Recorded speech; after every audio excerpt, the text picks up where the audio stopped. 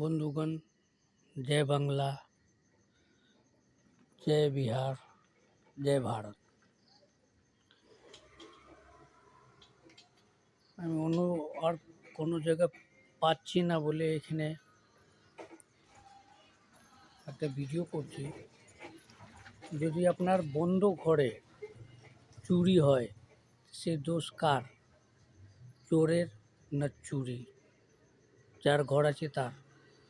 সেরকম অবস্থা আছে আজকের বাংলাদেশে। বাংলাদেশের প্রাক্তন প্রধানমন্ত্রী, উপদেষ্টা প্রধানমন্ত্রীর সাজায় আপ্তা হয়েছে ফাঁসি। তো তিনি তো ছিলেন না সে দেশে। তৎকালীন প্রধানমন্ত্রী কিংবা রাষ্ট্রপতি যাই বলুন, সে যদি ইনার উপরে এরম আরোপ করে, সে কি ভালো কিংবা খারাপ আপনি বলুন? আমার মতে তো ভালো না। এটা একদম নেগলিজেন্স করার ব্যাপার। আপনি যদি সত্যি বাংলাদেশের লোক থাকেন, তাহলে আমার কথাটা লাইক আর শেয়ার করবেন। কি যেই ঘরে লোক থাকবে না, সেই ঘরে যদি চুরি হয়, তো কি সেই ঘরের লোকের দোষ না চোরের দোষ? সে ব্যাপার হচ্ছে বাংলাদেশের ইউনিট সরকার বিনা ইলেকশন, বিনা কমিশন, শুধু বাংলাদেশের শান্তির জন্য এসেছিলেন, কমার্সের জন্যে।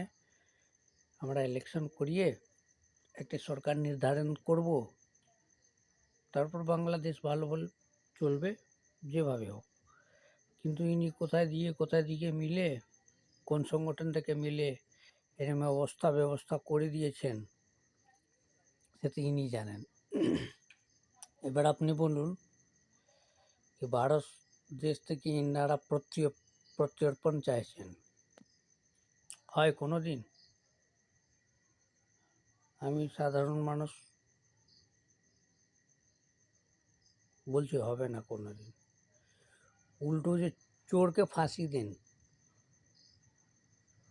এই ইউনূস সরকারকে ফাঁসি দিন, যে অমুক তমুক দেশ থেকে মিলেমিশে একটি চক্রান্ত করে ফেলেছে, সে ফাঁসিতে যাচ্ছে। আপনাদের ইসলামে বলে কি সুদ খাওয়া হারাম আছে। এই ইউনূস তো আগে যখন এখনো কিছু নেই, শুধু একটা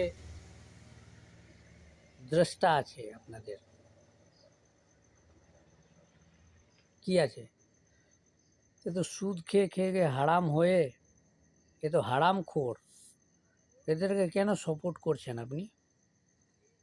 একে ফাঁসি দেওয়ার চেষ্টা করুন, তো বঙ্গবন্ধুর নাম রাখবেন।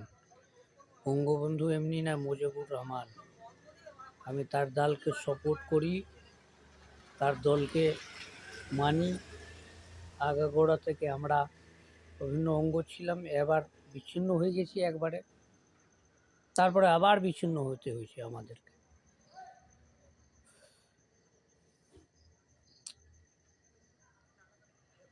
সেটা কেন?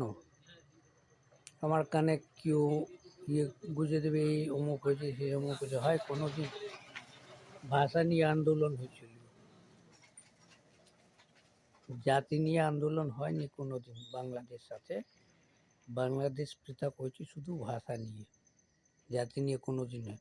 জাতি নিয়ে এমডি জিন্নাহ হয়েছিলেন, পাকিস্তান নিয়েছিলেন, তার শর্তে আমরা বাংলাদেশকে পুরো দুটো ভাই, পাকিস্তানও ভাই বাংলাদেশও ভাই।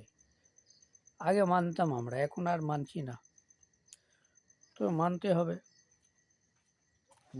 দুটো বাচ্চাকে কি করে সামলাতে হয় মা ঠিক জানে, বাবা ঠিক জানে।